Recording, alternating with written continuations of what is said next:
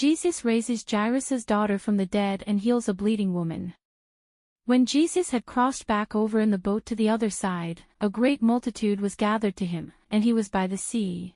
When Jesus returned, the multitude welcomed him, for they were all waiting for him. While he told these things to them, behold, one of the rulers of the synagogue, a man named Jairus, came, and seeing him, he fell down at Jesus' feet and worshipped him, and begged him much to come into his house, for he had an only-born daughter, about 12 years of age, and she was dying. Jairus was saying, "My little daughter is at the point of death. My daughter has just died, but please come and lay your hands on her, that she may be made healthy, and she will live."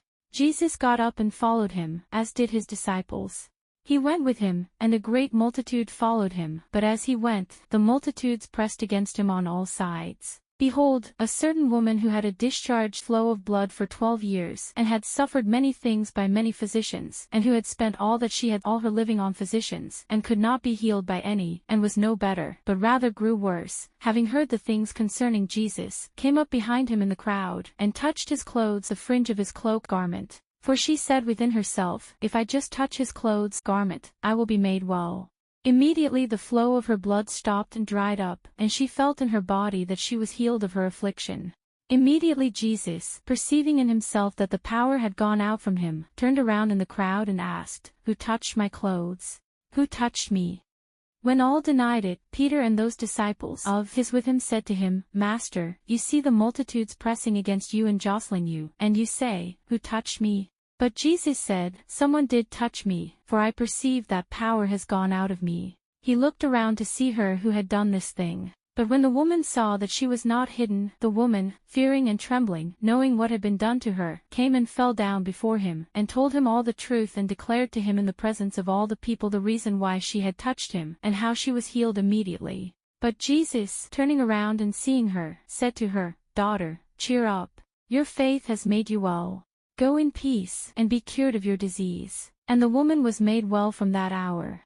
While he was still speaking, people came from the synagogue ruler's house, saying to him, "Your daughter is dead. Why bother the teacher any more? Don't trouble the teacher."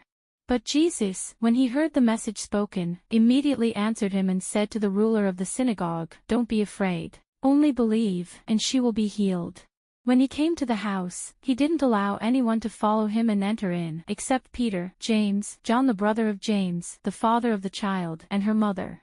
When Jesus came into the synagogue ruler's house, he saw an uproar, weeping, and great wailing. All were weeping and mourning her, but when he had entered in and saw the flute players and the crowd in noisy disorder, he said to them, "Why do you make an uproar and weep? Don't weep. The child is not dead, but is asleep.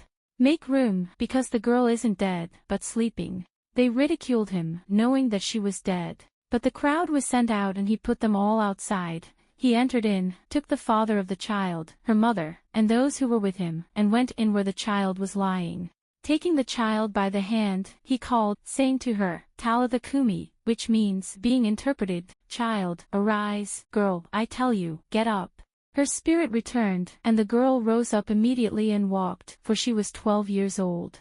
They were amazed with great amazement. He commanded that something should be given to her to eat. Her parents were amazed, but he commanded them and strictly ordered them to tell no one what had been done and that no one should know this. The report of this went out into all that land.